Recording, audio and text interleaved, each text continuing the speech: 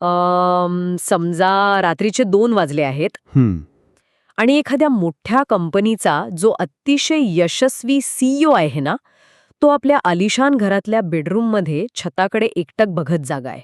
बर. म्हणजे बघा, बँक अकाउंट पैशांनी ओसंडून वाहत आहे. घराबाहेर 2 महागड्या नाड्या उभ्या आहेत. अगदी. बिझनेस मॅगझिनच्या कव्हरवर फोटो सुद्धा छापून आला असेल. एक्झॅक्टली. बाहेरून बघणाऱ्याला काय वाटेल की या व्यक्तीने आयुष्यात सगळं काही मिळवलंय, पण प्रत्यक्षात रात्रीची झोप पूर्णपणे उडालेली आहे.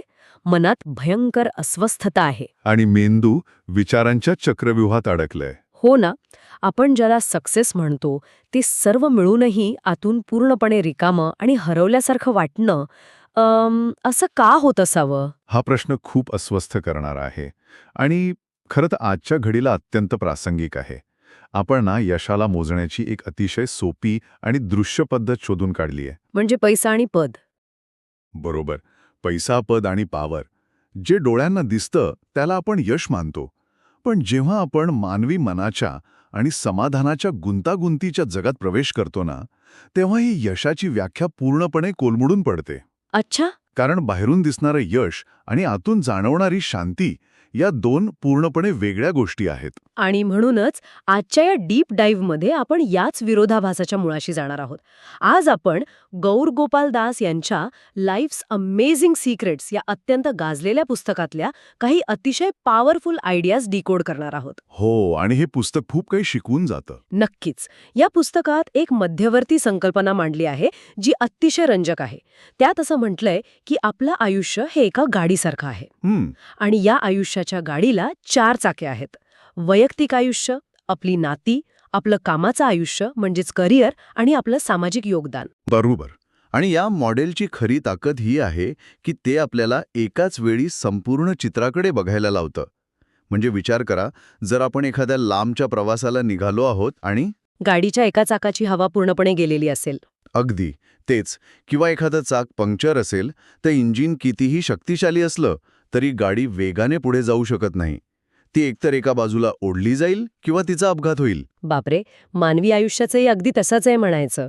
एक्झॅक्टली. मग आपण या पहिल्या चाकापासून म्हणजेच लाईफ बॅलन्सपासून सुरुवात करूया. आजकालच्या या हसल कल्चरमध्ये आपण बघतो की एखादी व्यक्ती फक्त एकाच चाकामध्ये सतत हवा भरत असते. फक्त करिअर, प्रमोशन आणि पैसा. हो, फक्त काम आणि काम. आणि हे अतिशय नैसर्गिकरित्या घडतं, कारण समाज आपल्याला याच गोष्टींसाठी बक्षीस देतो, कौतुक करतो. इनव्हिजिबल मेट्रिक्स म्हणजे ज्या अदृश्य गोष्टी आहेत. जसे की आपली मानसिक शांती. हो, मानसिक शांती किंवा आपण कुटुंबाला दिलेला वेळ, यावर कोणी आपल्याला मेडल देत नाही. पण जेव्हा बँक बॅलन्स वाढतो तेव्हा सगळे टाळ्या वाजवतात. खरंय. त्यामुळे नकळतपणे आपला मेंदू फक्त करिअर आणि पैशावर फोकस करायला शिकतो. बरं, मला इथे ना एक भारी उदाहरण आठवतं. आपण याचं सविस्तर विश्लेषण करूया. म्हणजे समजा एखादी व्यक्ती रोज जिममध्ये जाते हां, आणि तिथे जाऊन फक्त एकाच हाताचा व्यायाम करते. रोज फक्त उजव्या हातानेच डंबेल उचलते. वर्षभरानंतर काय होईल? तो उजवा हात प्रचंड ताकदवान दिसेल, पण बाकीचं शरीर एकदम कमकुवत राहील. हो ना, तो माणूस दिसायलाही खूप विचित्र दिसेल. आपलं आयुष्यही असं जे डिसबॅलन्स होतं ना, करिअरचा हात मजबूत होतो पण नात्यांचा आणि आरोग्याचा हात लुळा पडतो. हे जिमचं उदाहरण अगदी परफेक्ट आहे. आणि या एकाच हाताच्या व्यायामाचा परिणाम असा होतो की जेव्हा आयुष्यात एखादं मोठं संकट येतं तेव्हा तो एक हात तुम्हाला सावरू शकत नाही. अच्छा, म्हणजे बॅलन्स गेला. म्हणूनच हा समतोल पुन्हा मिळवणं गरजेचं आहे. यासाठी केवळ विचार करून भागत नाही, तर एक सिस्टीम तयार करावी लागते. पुस्तकात सुचवल्याप्रमाणे साप्ताहिक लाईफ बॅलन्स चेक ही सिस्टम खूप काम करते. साप्ताहिक लाईफ बॅलन्स चेक म्हणजे नक्की काय करायचं यात? म्हणजे प्रत्येक आठवड्याच्या शेवटी स्वतःच्या वेळेचं ऑडिट करणं. मेंदूला रिॲक्टिव्ह मोडमधून प्रोॲक्टिव्ह मोडमध्ये आणायचं. ओके. आपण स्वतःला विचारायचं की गेल्या 7 दिवसांत मी माझ्या आरोग्यासाठी किती तास दिले, कुटुंबासोबत किती क्वालिटी वेळ घालवला, की फक्त कामाचेच ईमेल्स चेक करत बसलो. हे प्रश्न स्वतःला विचारणं गरजेचे आहे. जेव्हा आपण हे ऑडिट करतो तेव्हा आपल्या लक्षात येतं की आपण फक्त एकाच चाकात हवा भरतोय. हा आरसा बघणं ही समतोलाची पहिली आणि सर्वात महत्वाची पायरी आहे. हे खूपच लॉजिकल वाटतंय, पण समजा आपण गाडीच्या चारही चाकांमध्ये योग्य हवा भरली, बरं गाडीचा बॅलन्स एकदम परफेक्ट आहे, बरं पण जर या गाडीत जे सहप्रवासी बसले आहेत त्यांच्यासोबतच सतत खटके उडत असतील तर तो प्रवास कधीच आनंददायी होऊ शकत नाही. अजिबात नाही. कुटुंबातले लोक, मित्र, सहकारी यांच्यासोबतची नाती हा या प्रवासाचा पुढचा टप्पा आहे. नक्कीच. इथे मला एका अभ्यासाचा संदर्भ द्यावासा वाटतो. हार्वर्ड युनिव्हर्सिटीने माणसांच्या आनंदावर तब्बल 75 वर्षे रिसर्च केला होता. बापरे, 75 वर्षे?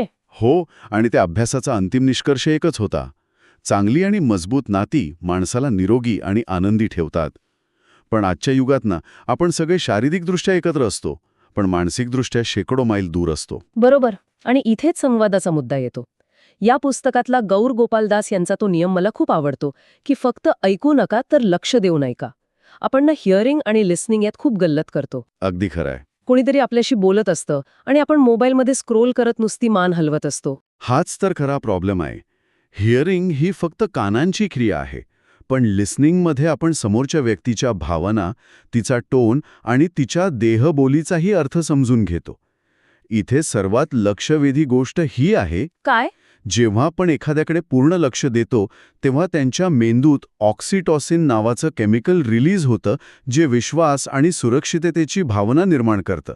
पण मोबाईल बघत बोलल्याने ही प्रक्रियाच खंडित होते. बरं, तर या सगळ्याचा नेमका अर्थ काय? मला इथे कळीचा प्रश्न विचारायचा आहे. नक्कीच, विचारा. आपण खूप सहज म्हणतो की मोबाईल बाजूला ठेवा आणि लक्ष द्या, पण आजच्या जगात हे प्रॅक्टिकली शक्य आहे का? आपले ईमेल्स, कामाचे मेसेजेस सतत येत असतात. अनेक ॲप्स हे आपल्याला अडकवून ठेवण्यासाठीच डिझाईन केलेले असतात. अशावेळी या डिजिटल डिस्ट्रॅक्शन्सला पूर्णपणे बाजूला ठेवणं थोडं अव्यवहार्य नाही का वाटत? हां, खूप महत्त्वाचा मुद्दा आहे आणि तुमचं म्हणणं बरोबर आहे. तंत्रज्ञान कंपन्यांनी अटेन्शन इकॉनॉमी नावाचं एक भयानक शास्त्र विकसित केलं आहे. आपले मोबाईल हे एखाद्या कॅसिनोमधल्या स्लॉट मशीनसारखे डिझाईन केलेले असतात. अच्छा. जे आपल्याला सतत डोपामिनचे छोटे छोटे डोस देत राहतात. त्यामुळे मोबाईल बाजूला ठेवणं हे खरोखरच शारीरिकदृष्ट्या कठीण असतं, हे आपण मान्य केलंच पाहिजे. मग यावर उपाय काय आहे? आपण तर अडकलो यात. उपाय वेळेचं प्रमाणाचं नाही, तर क्वालिटीचं आहे. आपल्याला दिवसाचे 24 तास पूर्ण लक्ष देण्याची गरज नाही. ओके. जर मोबाईल पूर्णपणे बंद ठेवणं शक्य नसेल, तर दिवसातले फक्त 10 किंवा 15 मिनिटे काढा. पण ते 15 मिनिटे 100% क्वालिटी टाईम असायला हवा. त्या 15 मिनिटात no phone, no TV, no work thoughts. म्हणजे फक्त ती व्यक्ती आणि आपण. अगदी. तुम्ही जेव्हा त्या व्यक्तीला पूर्ण 15 मिनिटे देता, तेव्हा तो फक्त संवाद नसतो, तर तो डिजिटल जगाच्या कॉर्टिझॉल म्हणजे स्ट्रेस हॉर्मोन विरुद्ध ऑक्सिटोसिनचा विजय असतो. नात्यांची खोली या पूर्ण उपस्थितीत दडलेली आहे, वेळेच्या लांबीत नाही.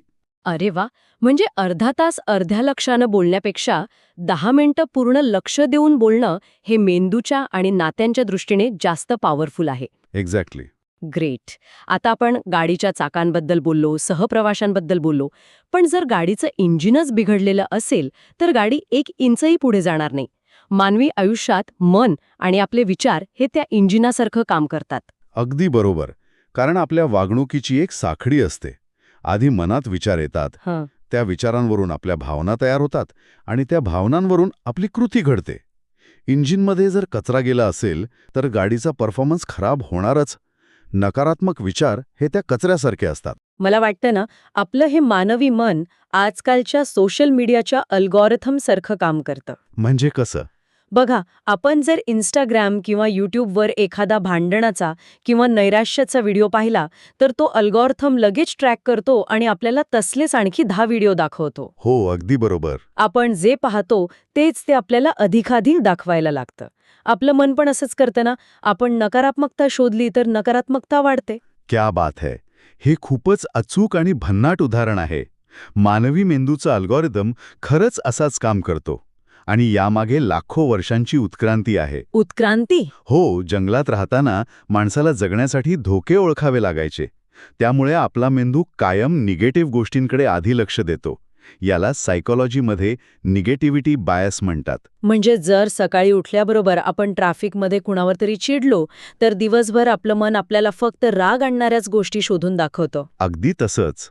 आपला अमिगडाला, जो मेंदूचा अलार्म सिस्टम असतो ना, अच्छा. तो सतत धोके आणि नकारात्मकता शोधत असतो आणि आजच्या काळात तर सोशल मीडिया या अमिगडालाला सतत ट्रिगर करत असतो. आपण जेवढी नकारात्मकता शोधतो तेवढी ती वाढत जाते आणि आपल्या विचारांचं इंजिन ओव्हरहीट होतं. बापरे. मग या मानसिक अल्गोरिदमचा चक्रव्यूह तोडायचा कसा? जर आपण याला व्यापक दृष्टिकोनातून पाहिलं तर यावरचा सर्वात प्रभावी उपाय म्हणजे जाणीवपूर्वक केलेला हस्तक्षेप, ज्याला आपण ध्यान किंवा मेडिटेशन म्हणतो. पण अनेक लोकांना वाटतं की ध्यान म्हणजे डोळे मिटून विचार थांबवणं. हो, हा खूप मोठा गैरसमज आहे. ध्यान करताना आपण आपल्या मेंदूतल्या प्रीफ्रंटल कॉर्टेक्सला, म्हणजे जो तार्किक विचार करणारा भाग आहे, त्याला ताकद देतो. ओके. यामुळे अमिगडालाचा आकार आणि प्रभाव कमी होतो. सोप्या भाषेत सांगायचं तर ध्यान म्हणजे विचारांना थांबवणं नाही, तर कोणता विचार आपल्या इंजिनमध्ये जाऊ द्यायचा आणि कोणता बाहेर फेकायचा याचं नियंत्रण मिळवणं. वा. म्हणजे हा आपला अंतर्गत अल्गोरिदम पॉज करून तो नव्याने रिसेट करण्याचा मार्ग आहे. अप्रतिम. अगदी तसंच. आता आपली गाडी उत्तम स्थितीत आहे, इंजिन सुरळीत चालतंय, सहप्रवासी आनंदी आहेत, गाडी सुसाट रोखतीये. पण ती नेमकी कुठे चाललीये? हा अत्यंत महत्वाचा प्रश्न आहे. जर प्रवासाला काही निश्चित दिशाच नसेल तर तो प्रवास नसून केवळ भरकटणं होतं. आणि इथूनच आपण कामातील उद्देश किंवा पर्पज या अत्यंत महत्वाच्या संकल्पनेकडे येतो. नक्कीच. काम हे कधीच फक्त बिलं भरण्यासाठी नसतं. पैशाची गरज असतेच, पण माणसाच्या मेंदूला अर्थाची किंवा मीनिंगची भूक असते. जेव्हा आपण आपल्या कामाकडे एक योगदान म्हणून पाहतो, तेव्हा ते काम आपल्याला समाधान देतं. हे ऐकायला खूप चांगलं वाटतं. आपण नेहमी शिक्षकाचं किंवा डॉक्टरचं उदाहरण देतो. आपण म्हणतो की डॉक्टर प्राण वाचवतो आणि शिक्षक भविष्य घडवतो. त्यांना त्यांच्या कामाचा उद्देश लगेच दिसतो. पण आणि इथेच हा विषय खऱ्या अर्थाने रंजक बनतो. मला इथे परत एकदा प्रॅक्टिकल जगाचा प्रश्न विचारायचा आहे. हो, विचारा ना. समजा एखादी व्यक्ती एका मोठ्या कॉर्पोरेट ऑफिसमध्ये रोज सकाळी 9 ते संध्याकाळी 5 एका डेस्कवर बसून एक्सेल शीटमध्ये डेटा एंट्री करतेय. बरं. किंवा बँकेत बसून फक्त फॉर्म्स तपासण्याचं काम करते, ज्याच्या कामात कसलाही थेट थरार नाहीये. अशा व्यक्तीने या कंटाळवाण्या आणि रुटीन कामात पॅशन किंवा उद्देश कसा शोधावा? कारण रोज कोणाचे प्राण वाचवल्यासारखं तर वाटत नसणार. यामुळे एक अत्यंत महत्त्वाचा प्रश्न निर्माण होतो. आणि हा अतिशय उत्कृष्ट प्रश्न आहे, कारण बहुतांश लोक अशीच कामं करत असतात. इथे कॉग्निटिव्ह रिफ्रेमिंग नावाची सायकोलॉजिकल संकल्पना कामी येते. Cognitive reframing? हो. उद्देश हा तुम्ही कोणत्या पदावर आहात यावर अवलंबून नसतो, तर तो तुमच्या पाहण्याच्या दृष्टिकोनावर अवलंबून असतो. म्हणजे नक्की काय करायचं? एक प्रसिद्ध उदाहरण सांगतो. 60च्या दशकात नासामध्ये एक माणूस फरशी पुसण्याचं काम करत होता. जेव्हा तत्कालीन राष्ट्राध्यक्ष जॉन एफ केनेडी तिथे गेले, तेव्हा त्यांनी त्याला विचारलं, तू इथे काय काम करतोस? अच्छा. एका माणसाला चंद्रावर पाठवायला मदत करतोय. बघा, काम फरशी पुसण्याचंच होतं, पण त्याने त्या कामाला एका मोठ्या उद्देशाशी जोडलं होतं. अरे वा. म्हणजे तो डेटा एंट्री करणारा कर्मचारी स्वतःला सांगू शकतो की माझ्या या अचूक डेटा एंट्रीमुळे कंपनीचा मोठा प्रोजेक्ट पूर्ण होतोय, ज्यामुळे हजारो लोकांना रोजगार मिळतोय. एक्झॅक्टली. मानवी मेंदू हा मीनिंग मेकिंग मशीन आहे. जर आपण आपल्या रुटीन कामाला एखाद्या मोठ्या मानवी फायद्याशी जोडलं नाही, तर आपल्याला बर्नआउट किंवा नैराश्य येतं. कारण मेंदूला असं वाटतं की आपण जे करतोय त्याला काहीच अर्थ नाहीये. अगदी बरोबर. पण जेव्हा आपण दृष्टिकोन बदलतो, तेव्हा मेंदू डोपामाइन आणि सेरोटोनिन सारखी रसायने तयार करतो, जी आपल्याला कामातून समाधान देतात. काम तेच राहतं, पण कामाचा अनुभव पूर्णपणे बदलतो. म्हणजे कोणतंच काम छोटं नसतं, फक्त त्याकडे बघण्याचा कॅनव्हास मोठा करायला हवा. खूपच पॉवरफुल विचार आहे हा. हो ना? आता आपल्या गाडीला दिशाही मिळाली आहे, पण आयुष्याच्या या अत्यंत लांब पल्ल्याच्या प्रवासात डोंगर दऱ्यांमधून गाडी सतत धावत ठेवण्यासाठी एका विशेष इंधनाची गरज असते. आणि ते इंधन म्हणजे कृतज्ञता आणि देण्याची वृत्ती. खरंय. मानवी सायकोलॉजीमध्ये एक हेडोनिक ट्रेडमिल नावाची संकल्पना आहे. आपल्याला नेहमी वाटतं की जेव्हा मी नवीन घर घेईन किंवा नवीन गाडी घेईन, तेव्हा मी कायमचा आनंदी होईन. पण ती वस्तू मिळाल्यावर काही दिवसांतच आपण पुन्हा पहिल्यासारखेच नॉर्मल होतो. नवीन गोष्टी मिळवण्याने शाश्वत आनंद मिळत नाही. खरा आनंद हा घेण्यात नसून देण्यात आहे, हे गौरगोपाल दास यांनी खूप छान समजावून सांगितलंय. The more you give, the more you grow. पण मला सांगा, जेव्हा आपण देण्याबद्दल किंवा समाजासाठी योगदान देण्याबद्दल बोलतो, तेव्हा सामान्यतः त्याचा अर्थ आर्थिक मदत किंवा पैसे देणं असाच घेतला जातो. हो, बऱ्याचदा तसाच अर्थ काढला जातो. पण जर एखाद्याकडे स्वतःचेच EMI चालू असतील आणि बँकेत पैसे नसतील, तर तो कसा देणार? हा एक खूप मोठा गैरसमज आहे की देण्यासाठी फक्त संपत्तीचीच गरज असते. खरं तर आजच्या काळात सर्वात मौल्यवान देणगी कोणती असेल तर ती आहे वेळ आणि अटेन्शन. अच्छा, म्हणजे वेळ देणं. हो, जर कोणी अडचणीत असेल तर त्याचं म्हणणं फक्त शांतपणे ऐकून घेणं, एखाद्या सहकार्याला नवीन काम शिकवणं किंवा अगदी रस्त्यावर एखाद्या अनोळखी व्यक्तीला बघून स्मितहास्य करणं हे सुद्धा देण्याचंच एक रूप आहे. वा, हे खूप सोपं आणि प्रॅक्टिकल आहे. जेव्हा आपण निस्वार्थपणे काहीतरी देतो ना, तेव्हा आपल्या मेंदूत आनंदाची रसायने सर्वाधिक वेगाने स्रवतात. आणि कृतज्ञता किंवा ग्रॅटिट्यूड याचं काय महत्त्व आहे यात? कृतज्ञता ही मेंदूला ट्रेन करण्याची एक पद्धत आहे. आपल्या मेंदूत रेटिक्युलर ॲक्टिव्हेटिंग सिस्टम म्हणजेच RAS नावाचा एक फिल्टर असतो. तो फक्त त्याच गोष्टी आत येऊ देतो ज्यावर आपला फोकस असतो. जेव्हा आपण रोज रात्री झोपण्यापूर्वी मी आज कोणत्या 3 गोष्टींसाठी आभारी आहे याचा विचार करतो, तेव्हा आपण या फिल्टरला नव्याने प्रोग्राम करत असतो. म्हणजे मगाशी आपण जो नकारात्मकतेचा अल्गोरिदम बघितला, त्याला तोडण्याचं हेच ते टूल आहे? अगदी बरोबर. कृतज्ञतेमुळे मेंदू स्केर्सिटी म्हणजे कमतरता या माइंडसेटमधनं बाहेर पडून एबंडन्स म्हणजे समृद्धीच्या माइंडसेटमध्ये येतो. जे नाहीये त्याचं दुःख करण्यापेक्षा जे आहे त्याचं मूल्य समजायला लागतं. अगदी. कृतज्ञता हे खरोखरच आयुष्याच्या प्रवासातलं सर्वात शुद्ध आणि शक्तिशाली इंधन आहे. तर आज आपण आयुष्याच्या या गाडीचा एक संपूर्ण आणि सखोल प्रवास अनुभवला.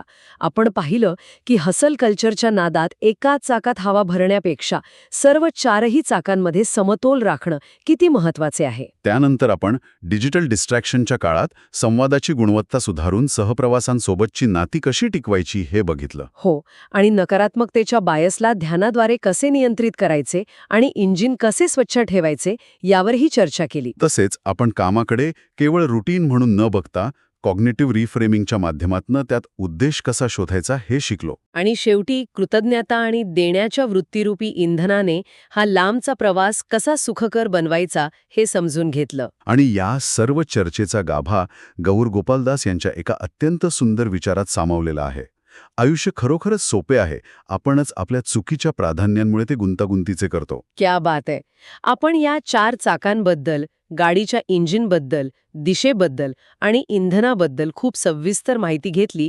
पण आता हा डीप डाईव्ह संपवताना जरा स्वतःला एक प्रश्न नक्की विचारा. कोणता? या धावपळीच्या, स्पर्धेच्या आणि सतत नोटिफिकेशन्स वाजणाऱ्या जगात आपल्या आयुष्याच्या गाडीच्या ड्रायव्हर सीटवर नक्की कोण बसले आहे?